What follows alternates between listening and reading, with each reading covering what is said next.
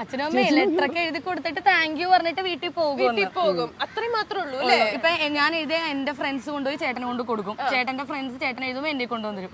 പിന്നെ ഈ ലെറ്റർ എപ്പോഴും കുറെ പേപ്പർ കീറി എഴുതി മതിയായപ്പോ ഞങ്ങൾ എന്ത് ചെയ്തു, ഞാനാണ് ഒരു 10 രൂപയുടെ 5 രൂപയുടെ ബുക്ക് മേടിച്ച് എന്നിട്ട് പകുതി ഞാൻ എഴുതും. എന്നിട്ട് ആ ബുക്ക് ചേട്ടന് കൊടുത്തു വിടുമ്പോ ചേട്ടൻ ബാക്കി പകുതി, ചേട്ടൻ 3 പേജ് എഴുതുള്ളൂ, ഞാൻ പകുതി എഴുതും, ചേട്ടൻ 3 പേജ് എഴുതും. ഒരു വർഷം ഞങ്ങൾ തമ്മിൽ മിണ്ടിയിട്ടില്ല. പിന്നെ ഞാൻ ഡിഗ്രി ഒക്കെ ആയപ്പോ ഞങ്ങൾ വീണ്ടും ഒരു സ്ഥലത്ത് വെച്ച് നോ, പിന്നെ ഞങ്ങൾ തമ്മിൽ ഒരു റിലേഷൻ ഇല്ല. ഒരു വർഷമല്ല, ഞാൻ 8ാം ക്ലാസ് കഴിഞ്ഞ് പിന്നെ 9, 10, +1, +2 വരെ ഞങ്ങൾ പിന്നെ കണ്ടിട്ടില്ല. അതാ കുഞ്ഞു പ്രായത്തിലല്ലേ അതങ്ങനെ പോയി. ഞങ്ങളുടെ കാര്യം ചെയ്യില്ല, അവനൊക്കെ അല്ല. കുഞ്ഞപ്പ ഗേൾഫ്രണ്ട് ഉണ്ടോ? ഇല്ലേ? ഗേൾഫ്രണ്ട് ഇല്ലേ? ഞങ്ങളുടെ വീടിന് തൊട്ടടുത്ത് 2 പെൺപിള്ളേരുണ്ട്. അവര് +2, +1 പഠിക്കുന്ന പിള്ളേരാ. അല്ല, അവരുടെ കൂടെ ഇവൻ എപ്പോഴും കളിക്കുക. അതിന് അവൻ പറയണത് എന്റെ ഗേൾഫ്രണ്ട് ആണ്. സാമുണ്ട്, അതൊരു ഇവന്റെ പ്രായമുള്ള കൊച്ചാണ്. അപ്പൊ അവന്റെ അമ്മയ്ക്ക് ഇപ്പൊ 2ാമതൊരു ബേബി ഉണ്ടാവാൻ പോവാ. അതുകൊണ്ട് അവരിവിടെ ഇല്ല. അപ്പൊ ഇവൻ ആ പെൺപിള്ളേരുടെ കൂടെ പോയി കളിക്കും, ആ വലിയ. എന്നിട്ട് ചോദിക്കും, പറയാ എന്റെ ഗേൾഫ്രണ്ട് ആമേ, എന്റെ ഗേൾഫ്രണ്ട് ആമേ എന്ന് പറയും. നിങ്ങളിപ്പോ ഈ ഒരു വർഷം അല്ല കുറച്ച് വർഷങ്ങൾ ഇങ്ങനെ കാണാതിരുന്നപ്പോ അങ്ങനെ എന്താ പറയാ, ഈ ഡിസ്റ്റൻസ് വരുമ്പോ ചില റിലേഷൻസ് ഒക്കെ ഇങ്ങനെ ബ്രേക്ക് ആയി പോകുന്നൊക്കെ അല്ല, ഞങ്ങള് തമ്മിൽ പിന്നെ ആ 3-4-5 വർഷം ഒരു കോണ്ടാക്റ്റിൽ ഒരു ബന്ധമില്ലായിരുന്നു. പക്ഷെ ഈ ഫസ്റ്റ് ലവ് എപ്പോഴും ഒരു സ്പെഷ്യൽ ആയിരിക്കും എന്ന് പറയുന്ന പോലെ അതിങ്ങനെ മനസ്സിന്റെ ഉള്ളിൽ കിടപ്പുണ്ടായിരുന്നു. പിന്നെ ഒരു 2 വർഷങ്ങൾക്ക് ശേഷമാണ് പിന്നെയും കൂട്ടി ഞങ്ങൾ പിന്നെ കാണുന്നത്. അതെന്റെ കസിന്റെ ഒരു മാരേജ് ഫംഗ്ഷൻ വെച്ചിട്ട് അവൻ ഇവളോട് പഠിച്ചായിരുന്നു. അവൻ ചേച്ചിയുടെ കല്യാണത്തിനാണ് ഇവളെ വിളിച്ചിട്ടുണ്ടായിരുന്നു. ഞാൻ എന്തായാലും പോലെ എന്റെ കസിനാണ്. അവിടെ വെച്ചാണ് പിന്നെയും കാണുന്നത്. അവൻ എന്നെ വന്ന് വിളിച്ച്, എന്റെ കൂടെ അവൻ 8ാം ക്ലാസ്സിൽ പഠിച്ചതാ. വിളിക്കട്ടെ. ഞങ്ങളൊന്നും വർഷങ്ങളായിട്ട് കോണ്ടാക്ട് ഒന്നും ഇല്ല, ഞങ്ങളൊന്നും ഒന്നുമില്ല, എല്ലാം പോയി. അതങ്ങനെ ആ കുഞ്ഞു പ്രായത്തിന്റെ ഇത് അതങ്ങനെ പോയി. പിന്നെ ആ കല്യാണ വീട്ടിൽ വെച്ച് കണ്ടപ്പോ ഞാൻ കരച്ചിലായി പിഴിച്ച്, ദൂരെ വെച്ച് കണ്ടപ്പോഴേ പണ്ടത്തെ കാര്യങ്ങളൊക്കെ ഓർമ്മ വന്ന്. അന്ന് വർത്താനം പോലും പറഞ്ഞിട്ടില്ലേ. പക്ഷെ അതാ ഞാൻ പറയണത്, ഇന്നത്തെ കാലത്ത് ആ ഒരു പ്രേമം പോലെയല്ല. അന്നൊക്കെ പറഞ്ഞു കഴിഞ്ഞാൽ നമ്മള് ഒരാളെ പ്രേമിച്ചു കഴിഞ്ഞാൽ അതൊക്കെ ഭയങ്കര ഓർമ്മകളായിരിക്കും, ഭയങ്കര എന്താ അല്ലേ, ഭയങ്കരമായിട്ട് കൊള്ളും. ഓർമ്മകളായിരിക്കുമ്പോ ഇമോഷണൽ ആവുന്നു. ശരിയാ. എന്താ പറയാ, ആ ഒരു സമയത്ത് എന്നൊക്കെ പറഞ്ഞു കഴിഞ്ഞാൽ കല്യാണം നടത്തിക്കാനായിട്ടൊക്കെ ഒരുപാട് ബുദ്ധിമുട്ടുണ്ടായിട്ടുണ്ടോ? ഓഫ് കോഴ്സ്, നല്ല ബുദ്ധിമുട്ട്. ഒന്നാമത്തെ കാര്യം വേറെ കാസ്റ്റ് ആയതുകൊണ്ട് തന്നെ നല്ല പ്രശ്നങ്ങളായിരുന്നു വീട്ടിൽ. ഈ ഫോൺ വിളി, ഡിഗ്രി ഒക്കെ ആയപ്പോ പിന്നെ ഫോണുണ്ട്, ഫോൺ വിളി തുടങ്ങും, അപ്പൊ വീട്ടിൽ പിടിക്കും. അത്രയും നാളെ ആർക്കും അറിയത്തില്ലല്ലോ. വീട്ടിൽ പിടിക്കും, അപ്പൊ വീട്ടുകാരറിയാം, സീനാക്കും, പെട്ടെന്ന് കെട്ടിച്ചുള്ള പരിപാടിയൊക്കെ നോക്കും. അവിടെ സമ്മതമായിരുന്നു. എന്റെ വീട്ടിൽ വലിയ സീൻ ഉണ്ടായിരുന്നില്ല. ഇവിടെ ചേട്ടന്റെ വീട്ടിൽ കുഴപ്പമൊന്നുമില്ല, മുസ്ലിം ഫാമിലി അറിയാം. അതെ.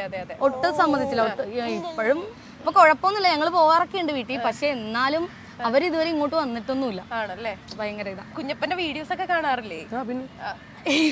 ഉമ്മയാണെങ്കിലും വാപ്പിയാണെങ്കിലും സബ്സ്ക്രൈബേഴ്സ് കൂടണത് നോക്കിയിരിക്കുക. അതല്ല, അവരിങ്ങോട്ട് വരില്ല, അങ്ങനെ സഹകരിക്കില്ല എന്ന് മാത്രമേ ഉള്ളൂ. നമ്മുടെ എല്ലാ കാര്യത്തിനും സപ്പോർട്ടാണ്. അതിപ്പോ എന്റെ ഫാമിലി ആണെങ്കിലും ചേട്ടനാണെങ്കിലും എല്ലാ കാര്യത്തിനും സപ്പോർട്ടുണ്ട്. ഈ പുറകിൽ നിന്നൊരു സപ്പോർട്ട് എന്ന് പറയില്ലേ, അതുപോലത്തെ സപ്പോർട്ട്. പക്ഷെ ഇതാണ്, 2 ഫാമിലീസും കൂടി ഇതുവരെ ഒരുമിച്ച് കണ്ടിട്ടോ പോയിട്ടോ വന്നിട്ടോ ഒന്നുമില്ല. അപ്പൊ അവിടെയൊക്കെ പോവാറുണ്ട്. അവിടെ സബ്സ്ക്രൈബേഴ്സ് നോക്കിയിരിക്കുകയാണ്, കൂടുന്നതൊക്കെ നോക്കി ഇങ്ങനെ ഇരിക്കും. ആദ്യമൊന്നും ഇതിനെപ്പറ്റി അറിയില്ല, ഇപ്പൊ അറിയാം. ഇപ്പൊ അതുകൊണ്ട് ചെല്ലുമ്പോ തന്നെ ചോദിക്കും, ഇന്ന് എന്ത് വീഡിയോ ഇട്ടടി ഉമ്മി എന്നോട് ചോദിക്കും, ഇന്നിട്ടില്ലേ. അപ്പൊ ഞാൻ ഒരു ദിവസമൊക്കെ നമ്മൾ ലീവ് എടുത്ത കൊച്ചിനെ കൊണ്ട് അങ്ങനെ ചെയ്യിപ്പിച്ചിടാൻ മേലെ, അവനെ കൊണ്ട് നല്ല പാട്ട് ഐഡിയാസ് ഒക്കെ പഠിക്കും, അവനെ കൊണ്ട് പിന്നെന്താ മിമിക്രി ഒക്കെ ചെയ്യിപ്പിക്കണം, അങ്ങനെയൊക്കെ കുറെ ഐഡിയാസ് ഒക്കെ പറയും. ഇപ്പൊ ഈ ഡെയിലി വ്ളോഗുകൾ എടുക്കുമ്പോഴത്തേനും നമുക്ക് കണ്ടന്റ് ഭയങ്കരമായിട്ട് ക്ഷാമം വരില്ല. അപ്പൊ നല്ല കണ്ടന്റ് നോക്കിയിടാനായിട്ട് നിങ്ങൾ എന്താ ചെയ്യുക? അപ്പം ഒരുപാട് ആലോചിച്ച് കുലങ്കശമായിട്ടുള്ള ചർച്ചകളൊക്കെ നടത്താറുണ്ടോ?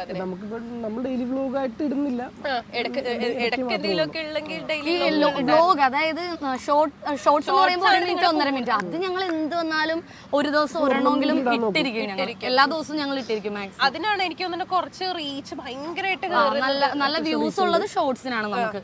അപ്പൊ പിന്നെ അത് സബ്സ്ക്രൈബേഴ്സ് കൂടാൻ നമ്മളെ സഹായിക്കുന്നതും ഷോർട്സ് ആണ്.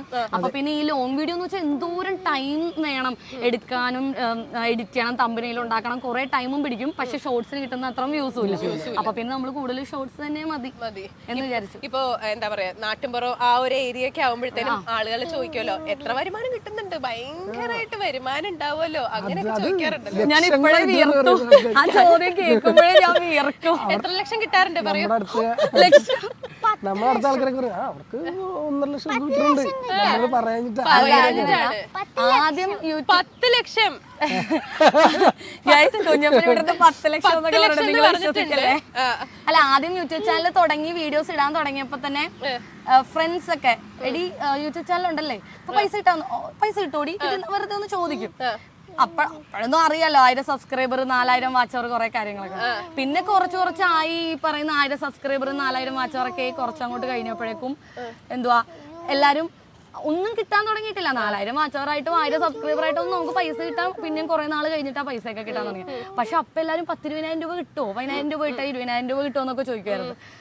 അപ്പോഴതൊന്നും കിട്ടത്തില്ല. നമ്മളറിയാണ്ട് തന്നെ പുറത്തെ ആൾക്കാർ ഞങ്ങളുടെ വീട്ടിലുള്ള ആൾക്കാരോടൊക്കെ തന്നെ പറയും അവർക്ക് യൂട്യൂബിൽ പൈസ കിട്ടുന്നുണ്ടല്ലോ. അവർക്ക് നല്ല വരുമാനമില്ലേ 10,000-20,000 രൂപ 30,000. പക്ഷെ അവരോടൊക്കെ ഇപ്പൊ നന്ദി മാത്രമേ ഉള്ളൂ.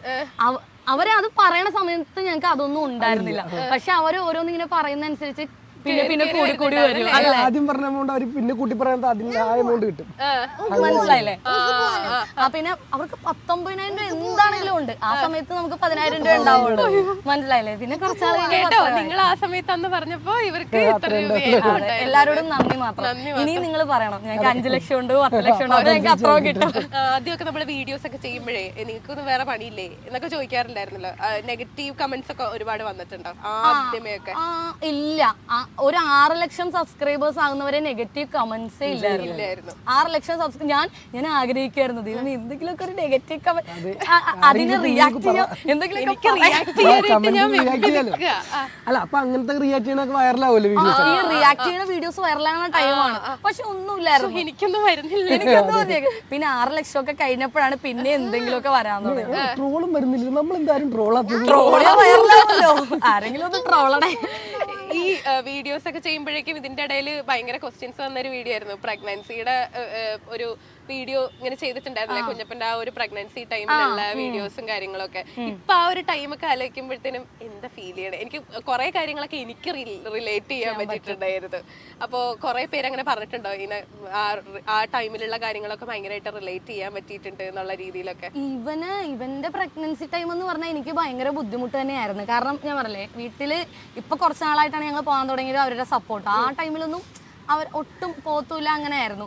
വീട്ടിലാണെങ്കിൽ ചേട്ടൻ ജോലിക്ക് പോകും, രാവിലെ അമ്മ പോകും, അച്ഛൻ പോകും, എല്ലാവരും പോകും. ഞാൻ ഒറ്റയ്ക്കായിരുന്നു വീട്ടിൽ. അപ്പോഴാണ് എനിക്ക് ശരിക്കും ആ ബുദ്ധിമുട്ട് മനസ്സിലായത്. ഞാനും ഒരു പട്ടി ഉണ്ടായിരുന്നു, അവൻ മരിച്ചു പോയിപ്പോ. ആ പട്ടി ആരും വന്നാലും അവൻ കുരയ്ക്കും. അപ്പൊ ഞാൻ ജനലിൽ കൂടി നോക്കും. ഞാൻ ഒറ്റയ്ക്കായിരുന്നു ആ സമയത്തൊക്കെ. എനിക്ക് ഇപ്പോഴും പേടിയാണ്. ഇവനൊരു 2 വയസ്സ് 3 വയസ്സ് ആയ ആ ഒരു ഗർഭിണിയായിട്ട് ഇവനൊരു 2-3 വയസ്സായ ആ കാലം ഓർക്കുമ്പോൾ എനിക്ക് അത്രയും പീരീഡ് ഭയങ്കര സ്ട്രഗ്ലിംഗ് അല്ലേ. നമുക്ക് ആരും ഇല്ലാണ്ട് ഒറ്റയ്ക്ക് നമ്മളത് ആരും ഇല്ലെന്നല്ല എന്നാലും ഭയങ്കര ബുദ്ധിമുട്ടല്ലേ. ഇപ്പൊ ബാത്റൂമിലൊക്കെ പോണെങ്കിലും കൊച്ചിനെ കിടത്തി രാത്രിയും ഒറ്റയ്ക്ക് തന്നെ രാത്രിയൊക്കെ ഫുൾ ടൈം കൊച്ചിനെയും പിടിച്ചു. ചേട്ടനും അമ്മയ്ക്കൊക്കെ രാവിലെ പോകണം. അമ്മ ടീച്ചറും കൂടിയായിരുന്നു. അപ്പൊ അമ്മ ഉറക്കം നിന്ന് കഴിഞ്ഞാൽ അമ്മയ്ക്ക് രാവിലെ സ്കൂളിൽ ചെന്ന് പഠിപ്പിക്കണ്ടേ. അപ്പൊ ഞാൻ ആരെയും വിളിക്കൂല, ആരെയും ബുദ്ധിമുട്ടിക്കൂല. ഞാൻ ഒറ്റയ്ക്ക് ഇവനാണെങ്കിൽ രാവിലെ 6 മണിക്ക് 7 മണിക്ക് എന്തെങ്കിലുമൊക്കെ ഉറങ്ങുള്ളൂ. ആ സമയം കുഞ്ഞല്ലേ, ഒട്ടും ഉറങ്ങൂലായിരുന്നു ഇവൻ. ഇനി കുഞ്ഞപ്പനൊന്ന് ആക്റ്റീവ് ആക്കാൻ വേണ്ടി നമുക്കൊരു ചെറിയൊരു ഗെയിം കളിച്ചാലോ? തോന്നി കളിക്കാൻ കുഞ്ഞപ്പ റെഡി അല്ലേ? നമ്മള് എന്താ പറയാ പണ്ടൊക്കെ നമ്മൾ കളിച്ചിട്ടില്ലേ പിന്നിട്ട് കളിക്കണതൊക്കെ. നമുക്ക് ആ ഗെയിം കളിക്കാം. ഇവിടെയാണെങ്കിൽ കുറച്ച് കുട്ടികളുണ്ട്. അപ്പൊ കുഞ്ഞപ്പൻ വിളിച്ച വരാത്ത കുട്ടികളുണ്ടോ? ഇവിടെ കുഞ്ഞപ്പന്റെ ഒരു ഫാൻ ഗേളും വന്നിട്ടുണ്ട്. ഇവന് നമ്മൾ ഈ ചലഞ്ച് വീഡിയോസ് ഒക്കെ ഒരുപാട് ചെയ്യുമായിരുന്നു. നമ്മള് ലോങ് വീഡിയോ ആയിട്ട് വ്ളോഗിനേക്കാളും കൂടുതൽ ചലഞ്ച് വീഡിയോ ചെയ്യണത്. അപ്പൊ പിള്ളേർക്ക് ഭയങ്കര ഇഷ്ടം ആ വീഡിയോ കാണാൻ. എന്നോട് ഇപ്പോഴും പറയും ചേച്ചി അവനെയും കൊണ്ട് ചലഞ്ച് ചെയ്യുന്നു. അപ്പൊ എന്തായാലും ഗെയിമും കുഞ്ഞപ്പന് ഇഷ്ടമായി. ഗെയിം കളിക്കാം, നമുക്ക് പിന്നിട്ട് കളിക്കാം. പിന്നെ മറ്റേ ഇതല്ലേ ചൂടാണോ തണുപ്പാണോ? അപ്പൊ കുഞ്ഞപ്പന് എളുപ്പല്ലേ ഇത്? എങ്ങനെയാണെന്നറിയോ, ഞാൻ ആ പിന്ന് ഒരു സ്ഥലത്ത് ഒളിപ്പിച്ചു വെക്കും. പിന്നില്ലേ സേഫ്റ്റി പിന്നില്ലേ അമ്മ സാരിയൊക്കെ ഉടുക്കുമ്പോ കുത്തുന്ന പിന്ന്, അത് ഞാൻ ഒരു സ്ഥലത്ത് ഒളിപ്പിച്ചു വെക്കും. അത് കുഞ്ഞപ്പൻ കണ്ടുപിടിക്കണം. ആ പിന്നിന്റെ അടുത്തേക്ക് എത്തിയാ ഞാൻ പറയും ചൂട് വന്നു എന്ന് പറയും. ആ പിന്നിന്റെ കുറച്ച് അകലെയാണ് കുഞ്ഞപ്പൻ എന്നുണ്ടെങ്കിൽ തണുപ്പ് എന്ന് പറയും. അവൻ വെക്കേണ്ട കാണിക്കൂല പൊന്നെ ഒളിപ്പിച്ചു. കണ്ണു പൂട്ടിയിരിക്കണം. Okay set. അപ്പൊ ഓക്കെ.